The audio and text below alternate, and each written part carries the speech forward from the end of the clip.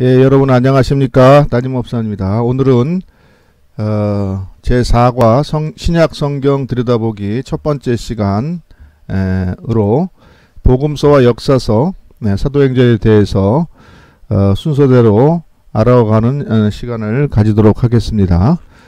먼저 복음서는 마태복음에서 요한복음까지 4개의 복음서가 있다는 것은 잘 아실 것입니다. 그 중에서 마태복음, 마가복음, 누가복음 이 3가지 복음서는 내용과 순서가 비슷해서 같이 읽을 수 있다 해서 우리가 공관 복음서, 함께 보는 복음서다, 이렇게 별도로 부르고 있습니다. 복음서의 내용들을 시간의 흐름에 따라서 이렇게 나눠볼 수가 있을 것 같습니다. 먼저 첫 번째는 예수님의 탄생과 공생의 사역 준비에 대한 기록이 있고, 그 다음에 갈릴리에서 사역하신 내용들이 적혀 있습니다. 그 다음에 세 번째 예루살렘으로 이제 향하는 여정 가운데 행했던 행적들이 기록되어 있고, 네 번째로는 예루살렘에 입성하신 이후에 마지막 일주일간의 기록을 우리가 나누어서 볼 수 있겠습니다. 그리고 마지막에 예수님께서 고난당하시고 십자가에 죽으시고 죽은 지 사흘 만에 다시 부활하시고 제자들을 만나시고 마지막으로 당부하신 말씀들, 이렇게 볼 수가 있겠습니다. 순서대로 주요 내용을 간단하게 살펴보고 넘어가겠습니다. 첫 번째, 탄생과 사역의 준비에 대한 내용인데요. 여기에 보면은 거의 공통적으로 예수님께서 동정녀 마리아에게서 나셨다라는 그런 내용이 나옵니다. 이것을 통해서 우리가 분명히 알 수 있는 것은 예수님은 참 하나님이요 참 사람으로 오신 분이다 라는 것입니다. 초대교회는 이것 때문에 이단 논쟁이 많이 있었습니다. 어떤 사람들은 예수님의 신성을 인정하고 인성을 부정하는가 하면, 반대로 인성만 인정하고 신성을 부정하는 이러한 이단들이 있었는데요. 교회는 이 둘을 모두 배제하고 예수님은 참 하나님이요 참 사람이라는 고백을 정립했습니다. 그 다음에 이제 예수님께서 나신 이후에 요단강에서 세례 요한에게서 세례를 받으시고 세례를 받고 물 위에서 올라왔을 때 성령이 임했다. 그리고 하늘에서 이는 내 사랑하는 아들이요 기뻐하는 자라는 음성이 들렸다. 이러한 기록들이 나오고 있는 것을 볼 수가 있습니다. 이렇게 세례를 받으신 다음에 광야에 40일 동안 이제 금식하시면서 사역의 준비를 하시고, 그 직후에 사단이 예수님을 시험했다, 그런 내용이 나옵니다. 사단이 3가지로 시험을 했는데요. 돌이 떡이 되게 하라, 성전에서 뛰어내려라, 그러면은 하나님께서 너를 다치지 않게 받아줄 것이다, 마지막으로 천하만국을 보여주면서 나에게 절하라, 그러면 이것을 너에게 주겠다. 이러한 3가지 시험이 있는데 주님께서 이것을 모두 말씀으로 물리치셨다. 성경은 그렇게 기록하고 있습니다. 그 다음에 이제 공생애가 시작되는데, 예수님께서 처음에 사역을 시작하신 곳은 갈릴리 지방입니다. 팔레스틴 북쪽에 있는 갈릴리 호수 주변 마을을 돌아다니면서 사역한 것으로 이렇게 성경은 기록하고 있습니다. 거기에 보면은 제자들을 부르셨다는 얘기가 먼저 나오죠. 주님께서 가르치시고 동행하면서 양육한 제자들, 우리도 예수 그리스도의 제자들입니다. 그래서 제자들을 부르셨다라는 내용이 나오고, 또 요한복음 3, 4장에 따르면은 예수님께서 예루살렘을 1차로 방문하셨다라고 기록하고 있습니다. 공관복음서에는 이 기록이 나오지 않는데, 요한복음에서는 최소한 공생의 3년 동안 예수님이 3번은 예루살렘에 방문하신 것으로 이렇게 기록이 되어 있죠. 이것이 합리적인 기록인 것 같습니다. 왜냐하면 유대인 남자들은 1년에 3차례 이렇게 6월절, 7.7절, 그리고 추수절 이렇게 되면은 예루살렘에 모여가지고 함께 축제를 하는 것이 그들의 의무 아니겠습니까? 예수님도 하나님의 아들이시지만 유대인 사람으로 오셨기 때문에 이 절기를 지키실 것으로 이렇게 추정하는 게 맞을 것 같아요. 그래서 요한복음에 따르면은 1차로 예루살렘을 방문하시고 거기서 성전을 정화하시고 그 다음에 다시 갈릴리로 오셔서 사역을 하신 것으로 이렇게 기록이 되어 있습니다. 이제 그 사이에 바로 예수님이 니고데모와 만나서 대화하셨고 또 예루살렘에서 다시 갈릴리로 내려오시는 사이에는 갈릴리 수가성의 여인과 만나서 이야기하신 그런 내용들이 4장에 이렇게 기록되는 것을 볼 수가 있습니다. 그 다음에 이제 갈릴리에서 사역을 하시는데 제자들을 가르치고 특별히 이제 귀신을 내어 쫓고 병자를 고친 이러한 내용들이 주로 나오고 천국 복음을 가르치고 비유로 가르치셨다 이런 내용들이 이제 쭉 나오는데 마태복음 5장에서 7장 사이 보면은 산상수훈이 이렇게 길게 나오고 있는 것을 볼 수가 있습니다. 여기에 비슷한 내용들이 바로 누가복음 6장 17절에서 49절 사이 평지설교로 나와 있는데 이 상상수훈의 내용을 우리가 한번 구체적으로 좀 더 들여다보면 좋겠습니다. 산상수훈은 이렇게 넷으로 나눠서 볼 수 있을 것 같아요. 제가 임의로 여러 가지를 참고해서 이제 이렇게 나눠 봤는데요. 먼저 총론 부분입니다. 5장 3절에서 20절 사이에 보면은 복이 있는 사람은 누구냐? 심령이 가난한 자는 복이 있나니 이렇게부터 시작해 가지고 8복, 어떤 사람은 9복 이렇게 얘기하는 복이 있는 사람에 대한 내용이 먼저 나오고 너희는 세상의 빛과 소금이 되라 이 말씀을 하시는 것을 볼 수가 있습니다. 그리고 나서 이제 5장 21절부터 48절 사이에는 율법을 재해석하시는 그런 내용이 나오죠. 너희는 무엇이라고 들었으나 나는 너희에게 이렇게 말한다 라고 말씀하시면서 단순히 겉으로 드러나는 행위의 문제뿐만 아니라 그 속의 마음이 이미 범죄하였으면은 죄를 지은 것이라는 이러한 말씀을 하고 계시는 것을 볼 수가 있습니다. 그리고 이제 그 말씀을 이제 어떻게 우리가 신앙생활에 경건생활에 적용할 것인가를 6장 1절에서 7장 12절까지 말씀했다고 볼 수 있는데요. 이 사이에서 주님께서 가르친 경건의 내용들은 구제와 기도, 금식 이 세 가지가 되겠습니다. 이 기도에 대해서 가르치면서 주기도문이 여기에 나옵니다. 그리고 마지막으로 이 가르친 대로 살아야 된다라는 실천의 촉구를 하고 계신데 7장 13절에서 27절 사이 말씀이 그것이라고 볼 수 있습니다. 특별히 7장 21절에 보면 나더러 주여 주여 하는 자가 천국에 들어갈 것이 아니요 아버지의 뜻대로 행하는 자라야 들어가리라 라는 말씀을 통해서 우리가 이 배운 말씀들을 실천하는 것이 대단히 중요하다는 것을 우리에게 말씀하고 있죠. 이렇게 이제 5장 7장에서 산상수훈을 말씀하신 주님께서는 마태복음 8장 9장에 가보면은 이제 본을 보이시고, 그러니까 고치시는 사역, 귀신을 쫓아내는 사역 이런 걸 하셨다는 거죠. 본을 보이시고 10장에 가서는 이제 본을 보인 대로 가서 너희도 행하라 하면서 제자들을 파송하시는 내용이 나오고, 그리고 계속해서 제자들과 함께 사역하는 그러한 순서로 되는 것을 우리가 볼 수가 있습니다. 그리고 나서 이제 주님께서 갈릴리에서 계속해서 사역을 하셨는데 주요 내용은 축기치병이라 이렇게 제가 네 글자로 요약해 봤습니다. 축기, 귀신을 쫓아내고 치병, 병을 고치셨다. 이것이죠.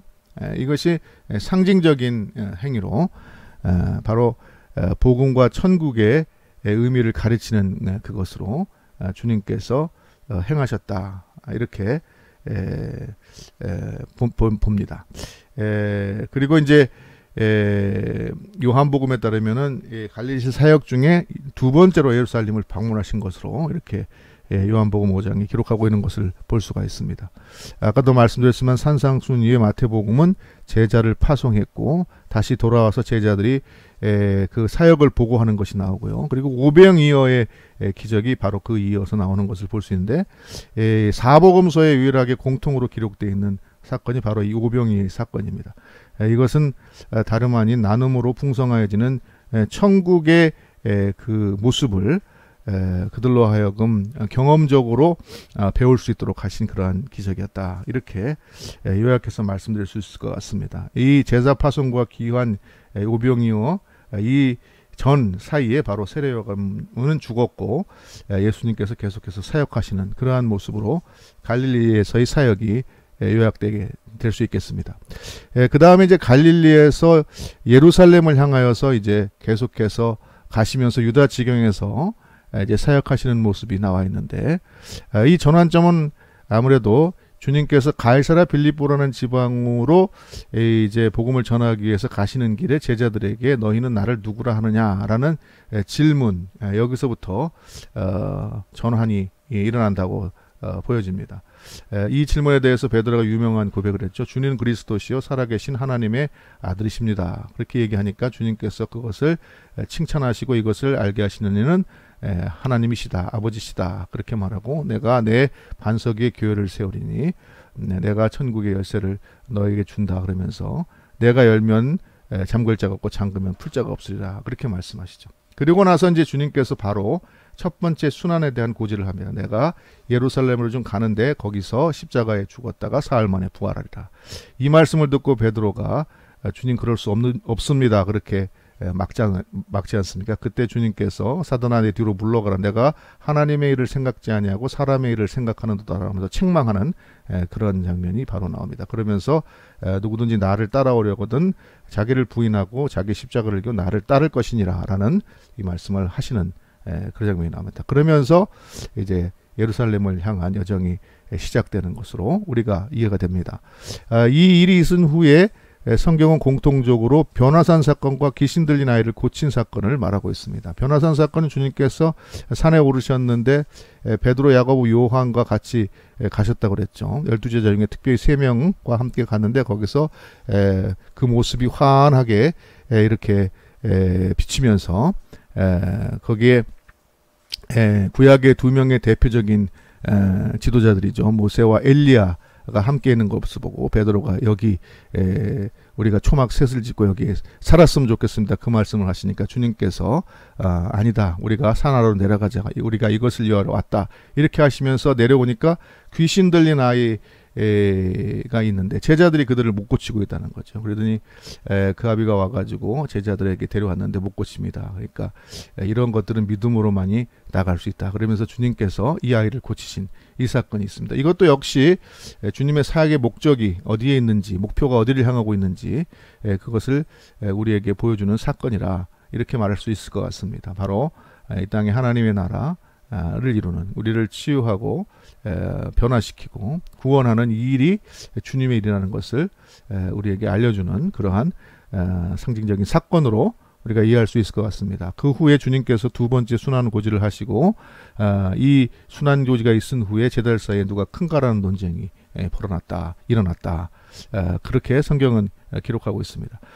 특별히 이제 갈릴리에서 예루살렘을 향한 긴 여정 가운데 있는 여러 가지 사역과 또 가르침들을 누가는 9장 51절부터 시작해서 18장 14절까지 매우 길게 기록하고 있습니다. 그래서 이 부분도 누가의 특징적인 부분이다, 이렇게 학자들은 말하고 있습니다. 그리고 유대 지경에서 사역을 하시는데 세 번째 순환고지가 있었고 계속해서 제자들과 이제 예루살렘을 향하여 가시면서 사역을 하신 것으로 이렇게 기록되어 있습니다. 그 다음에 이제 네 번째는 예루살렘의 입성인데요. 예루살렘에 이제 오늘로 말하면 주일에 입성하셔가지고 마지막 일주일간 주님께서 어떻게 보내셨는가, 그것을 간단하게 보면은, 먼저 입성하신 다음 날인 월요일 날 무화과 나무 가까이 가시는데 열매가 있을까 해가지고 봤더니 아무것도 없었단 말이에요. 그래서 주님께서 그 나무를 저주하셨다, 그 말씀이 나오고, 그 다음에 이제 여기에 성전 정화, 성전에 가셨는데 이제 짐승 비둘기 이런 것들, 제물에 쓸 것들을 파는 사람들을 이렇게 보시면서 그것을 다 걷어내시면서 너희가 내 아버지 집은 기도하는 집이라 하였는데 강도의 구려를 만든다 하면서 책망하는 그러한 장면이 나오죠. 그리고 이제 그 다음에 잠깐 베다니로 물러나셨다가 다시 이제 들어오셨는데 보니까 어저께 저주했던 그 무화과나무가 말랐더라, 그 얘기가 기록되어 있고, 그 다음에 이제 주님께서 성전에 들어가서 가르치시는데 이제 바리새인들, 사두개인들 이런 사람들이 와서 예수님과 이제 논쟁하는 이런 장면이 나옵니다. 그리고 그들 가운데에서 주님께서 이제 종말에 대해서 가르쳤다. 특별히 마태복음 24장 또 25장은 종말에 대해서 비교적 자세히 기록한 그러한 장들이 되겠습니다. 그래서 마태복음 24장을 우리가 특별히 종말장이라는 그렇게 명칭으로 부르기도 합니다. 그 다음 이제 수요일 날 성전에서 예수님께서 가르치셨고, 그 모습을 보고 이제 당시 제사장들과 이제 바리새인 이런 집권자들이 예수님을 죽이려고 모의했다라는 그런 내용이 나오고, 그리고 이제 수요일 저녁 늦게부터 이제 유월절 준비를 예수님께서 지시하셔서 이제 제자들과 마지막 만찬을 하시고, 목요일 다락방에서 예수님께서 이제 제자들을 가르치고, 그 다음에 이제 가르침 다음에는 겟세마네 동산에 감람산이라는 곳에 이렇게 가셔서 마지막으로 기도를 하셨다. 이제 할 수 있거든 이 잔을 내게서 돌리소서, 하지만 내 뜻대로 마시고 아버지 원대로 합소서, 이런 기도를 하셨다. 그런 말이, 그런 내용이 있죠. 그 다음에 이제 금요일 날 드디어 가룟 유다가 은삼십에 예수님을 받아서 잡혀가지고 유대인의 이제 그 재판정에서 재판을 받고, 이들이 이제 예수님을 다시 로마 법정에 넘겨가지고 본디오 빌라도에게 재판을 받아서 이제 십자가에 넘겨지게 되고, 못 박히시고 죽으시고 그날 장사 지낸 그런 내용이 금요일이 사건이 되겠습니다. 그리고 이제 토요일 날 무덤에 계시다가 3일째 되는 주일 새벽에 예수님께서 부활하셨다. 이 빈 무덤을 마리아와 막달라 마리아 먼저 보고 제자들에게 전했다. 이렇게 나오고, 그 다음에 엠마오로 가는 두 제자, 그 다음에 11제자와 도마에게도 나타나셨는데 도마는 의심했다 됐는데 만져보고 믿으라고 말씀하셨다.